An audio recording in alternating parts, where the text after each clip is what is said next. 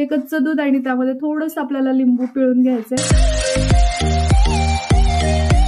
बापरे, आला स्कूलवरनं दोघं पण? सुटली नाही स्कूल. मग असं असतंय, सांगू अभ्यास झाला ना आणि टीचर बाहेर जातात दररोज त्याच टायमिंगला आणि आम्ही कबड्डी खेळतो.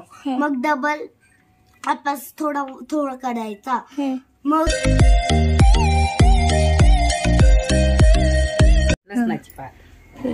बघू श्री येतंय का बांधायला? येते. हा, शिकायचं.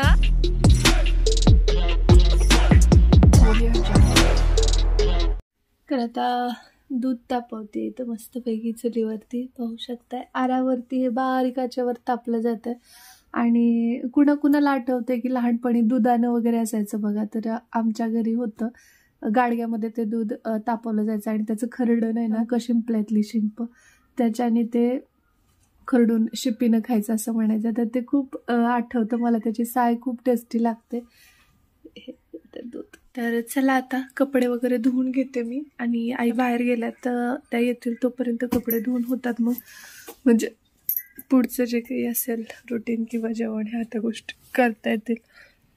विटॅमिन सीची टॅबलेट दिली आहे मला डॉक्टरनी चोखून खाण्यासाठी. आणि आता काही गोष्टीत मर्यादा पडतात बघा. कपडे वगैरे धुवायचे म्हटल्यानंतर बेल्ट काढावाच लागतो.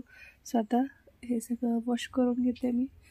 आणि इथं आमची हे जनावरं वगैरे बांधलेले आहेत पाहू शकताय. आणि जे बदामाचं झाड आहे याला भरपूर सारे बदाम आता. जेव्हा पण मी गावाकडे येते तर एक प्रश्न मला कॉमन विचारला जातो की तू वर्षा कसं हे सगळं मॅनेज करतेस किंवा असे कामं वगैरे तुला कसं काय हे शक्य होतं आहे. तर मी एवढंच सांगेन की बघा, परिस्थिती आणि वेळ सगळ्या गोष्टी शिकवतात. कारण मी सुद्धा या गोष्टी कधी केलेल्या नव्हत्या. आणि पहिलं वर्ष जे होतं माझं लग्नाचं ते खूप म्हणजे हॉरिबल होतं. आणि मी अनुभवातून या सगळ्या गोष्टी शिकत गेले. कारण की अगदी सुसाईडपर्यंत गेलेली मुलगी होते मी. परंतु त्या ह्याच्यातून मला समजलं की नाही, नथिंग इज परमनंट. आणि हे सगळं आत्ता आहे पण हे बदलू आपण शकतो. कारण माझ्यासोबत हे असं का झालं या गोष्टीवर विचार करत वेळ घालवण्यापेक्षा ते बदलवण्यासाठी कष्ट करण्याची वृत्ती जर ठेवली तर सगळं छान होतं. सध्याचं सीझन थंडीचा आहे आणि त्यातल्या त्यात खूपदा प्रवास होतोय. तुम्हाला तर माहिती आहे, युट्यूब त्यासोबत फ्री आणि त्याचा स्टडी घेणं आणि माझं रेग्युलरचे डेली व्लॉग्स असतात तर ते अपलोड करणं, या सगळ्या गोष्टी. आणि त्याच्यामध्ये आता आलाय हिवाळा आणि वातावरण बदल झाला की आपल्या स्किनमध्ये सुद्धा खूप सारे चेंजेस व्हायला लागतात आणि स्किन ड्राय व्हायला लागते. तर अगदी तसंच काहीसं माझ्यासोबत सुद्धा झालं. आणि खूप सारे कमेंट्स असतात तुमचे की ताई आता हिवाळा आलाय आणि एक्स्ट्रीमली ड्राय होतीये स्किन, तर काय करावं काय नाही, अशा बऱ्याचशा गोष्टी. तर त्यासाठी एक छोटीशी होम रेमेडी मी आज तुम्हाला दाखवणार आहे.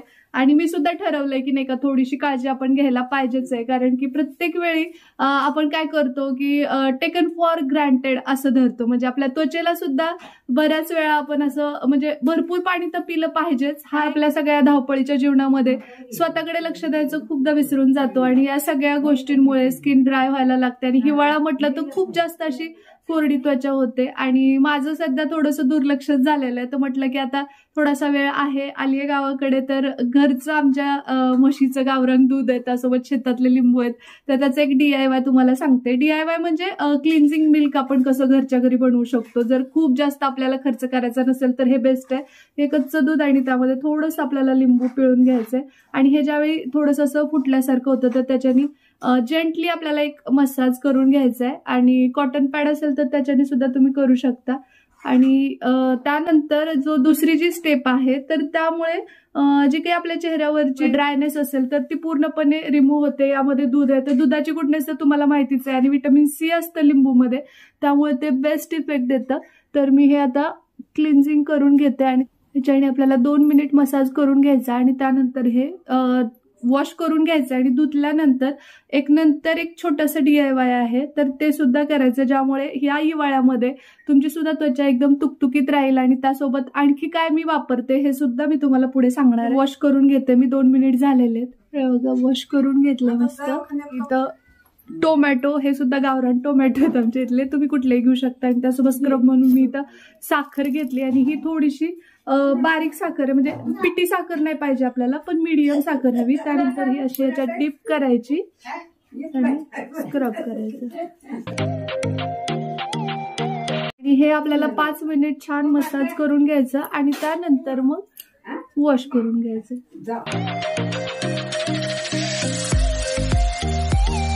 तर 5 मिनिट झालेले आहेत आणि आता हे मी वॉश करून घेते. शकताय छानपैकी हे क्लीन करून घेतलंय मी. आता फक्त हे असं टिपून घ्यायचं आपल्याला. तुम्ही लगेचच किती डिफरन्स दिसून येतो चेहऱ्यावरती. आणि आता याने काही आपलं स्किन केअर रुटीन असतं तर ते फॉलो करणार आहे आणि त्यामध्ये मी क्युअर स्किनचे प्रोडक्ट्स वापरते. मागच्या 5 महिन्यापासून इथले प्रोडक्ट्स मी वापरते आणि त्याचा छान फरक पडलाय मला, कारण की 5 महिन्यापूर्वी ऍक्टिव्ह ऍक्ने होते माझ्या चेहऱ्यावरती जे पूर्णपणे या ट्रीटमेंटने रिमूव्ह झाले. आता हे मी वापरते ते क्युअर स्किन कडनंच मला रिकमेंड केलेलं मॉइश्चरायझर आहे. एकदम लाईट वेट आहे. मला हे 1500 रुपयाला मिळालं होतं. क्युअर स्किन हे काय आहे असं जर नवीन कुणी चॅनलवरती असतील तर त्यांच्यासाठी सांगते.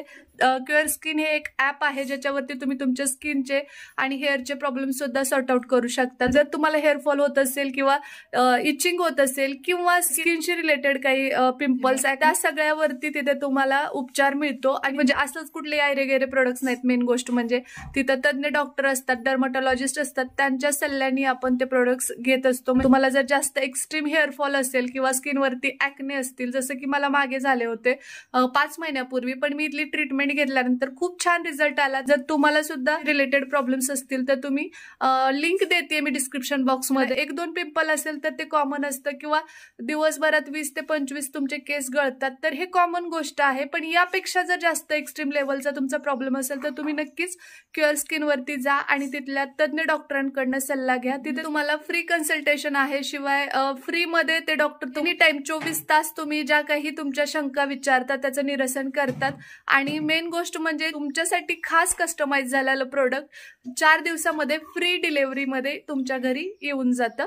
आणि त्यासोबतच या सगळ्या गोष्टी जेव्हा तुम्ही वापरायला सुरुवात करता आणि 20 दिवसाला ते फ्रीमध्ये चेकअप करतात. 20 दिवस झालेत, आता काय फरक वाटतोय स्किनवरती किंवा केस आता गळण्यामध्ये काही चेंजेस झालेत का, अशा पद्धतीने. तर जर तुम्हाला सुद्धा हे कन्सल्टेशन घ्यायचं असेल किंवा क्युअर स्किन ऍप डाउनलोड करायचं असेल तर लिंक डिस्क्रिप्शन बॉक्समध्ये दिली आहे, तिथे जाऊन करा. किंवा प्ले स्टोअरवरती जा, तिथे जाऊन क्युअर स्किन हे ऍप डाउनलोड करून त्यानंतर ओपन करायचं. काही प्रश्न विचारतात ते आपण आपली लँग्वेज, तुम्ही स्त्री आहात की पुरुष, ह्या गोष्टी तिथे मेन्शन करायच्या आणि त्यानंतर ते तुमच्यासाठी खास कस्टमाइज असं किट बनवतात जे खास फक्त तुमच्यासाठी बनलेलं असतं. कारण मला जे प्रोडक्ट्स दिलेत ते तुम्हाला होतीलच असं नाही. प्रत्येकाच्या स्किनची पोत, प्रत्येकाच्या स्किनचे वेगवेगळे प्रॉब्लेम्स असतात आणि त्या प्रॉब्लेम्सनुसार ते आपल्याला कस्टमाइज किट प्रोव्हाइड करतात. तर तुम्हाला सुद्धा जर हे कन्सल्टेशन घ्यायचं असेल तर लिंक डिस्क्रिप्शन बॉक्समध्ये दिले, एकदा चेकआउट नक्की करा. आता मी सनस्क्रीन पण अप्लाय करून घेते आणि प्रत्येकाला वेगवेगळं हे मिळतं. आणि आपण घर बसल्या म्हणजे बघा, आता डॉक्टरांकडे आपल्याला वाटतं 1500 रुपये खूप जास्त आहेत, परंतु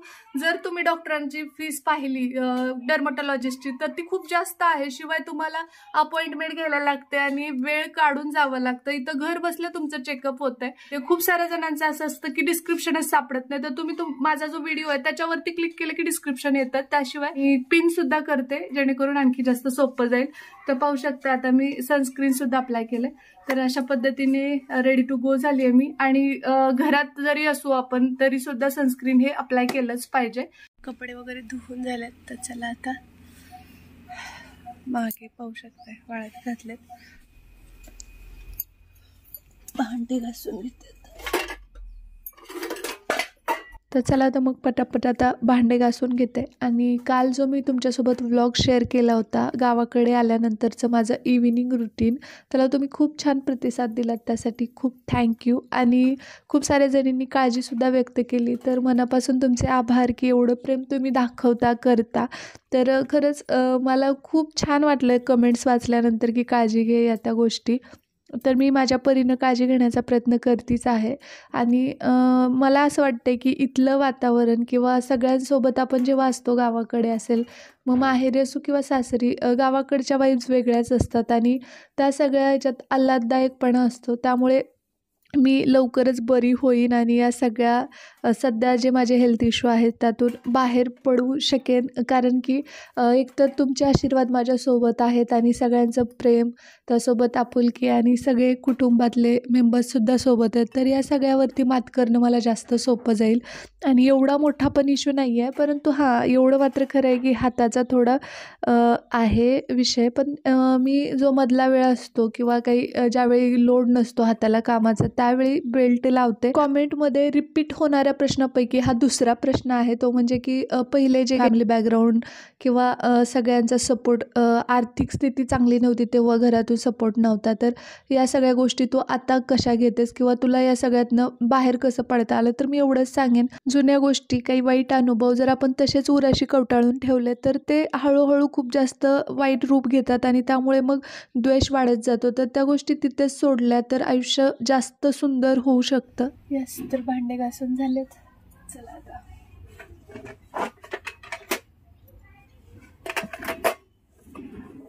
बापरे, आला स्कूल वरनं दोघं पण.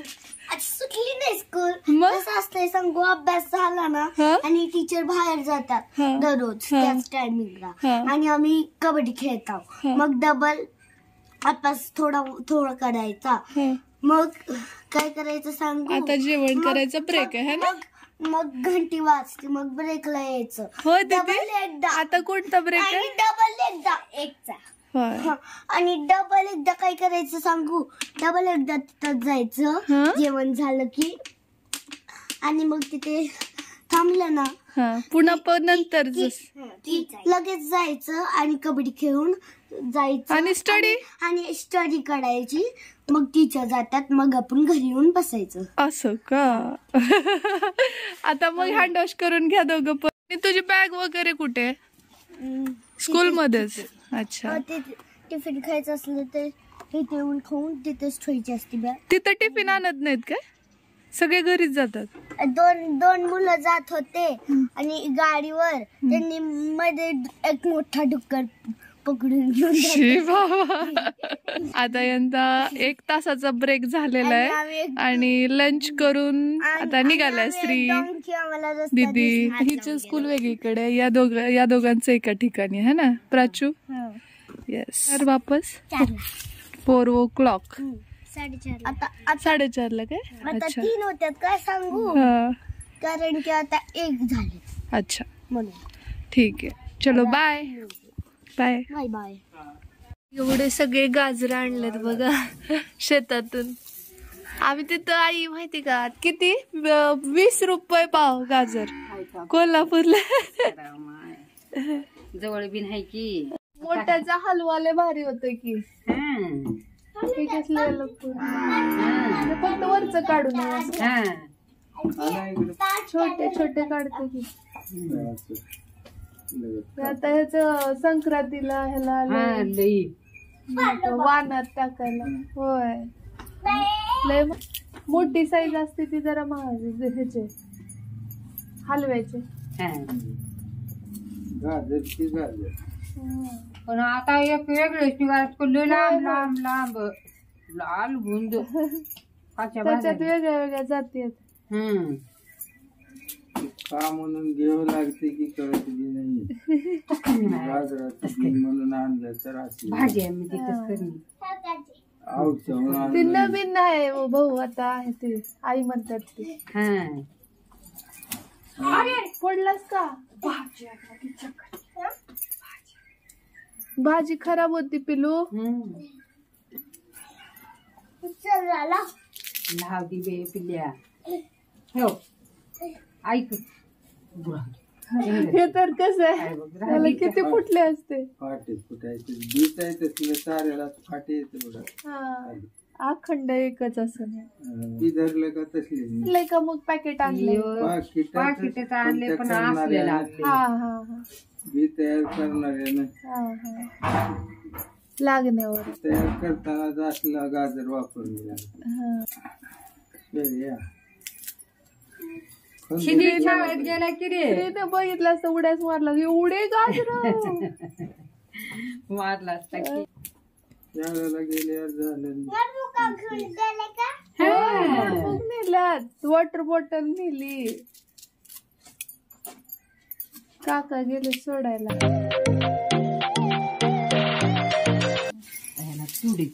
आणि याला कसलीच फवारणी नाही, काय नाही, प्युअर आहे ते एकदम. म्हणजे नाही का केमिकल नसलेले. कसलेच फवारणी. आणि फवारणी असले ना ह्याचे रेट जास्त असतात बरं का भाऊ. ज्याला केमिकल नाही ना त्याची प्राइस जास्त असते. गाजर कुठं लागतं जर शेतीला राहते त्यांच्या शेतातच गेलो नाही. हा त्यांना माहितच नसतं. की लसणाची आहे का?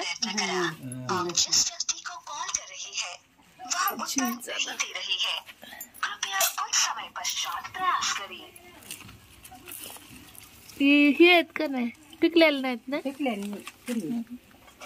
तुम्हाला हे चॉकलेट दे. श्री सांगत आजी ट्रेनिंग द्यायली श्रीला पेंड्याचं इथं बांधून ठेवल्यात. ह्या लसणाच्या आहेत ना? लसणाची पात. बघू श्री येतय का बांधायला? हा शिकायचं. हा शेतकरीच म्हणतो की काय काय काय काय इकडे बघ. शेतकरीच म्हणतो की अरे शेतकरी तर सगळा मन का राजा बाळा लय भारी की आधुनिक शेतकरी बन. लय भारी आहे. कुणाच्या आरी नाही मग दुसऱ्याच्या तेच की. आलं का? लेकराला Good. मदत करायला आली मला. आलं बांधा. पेंड्या बांधायला लागल्या. असं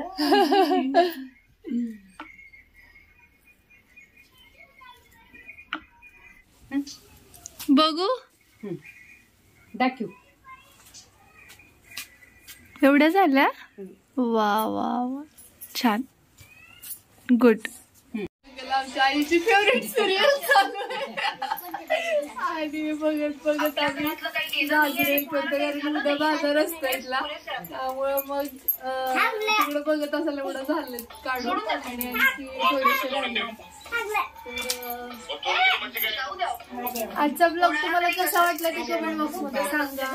आवडला असेल तर लाईक करा, शेअर करा, सबस्क्राईब करायला विसरू नका. चला तर मग भेटते मी तुम्हाला लवकरच उद्याच्याच नवीन ब्लॉग सोबत. तोपर्यंत जय हिंद, जय महाराष्ट्र, जय गुजरात, जय शिव.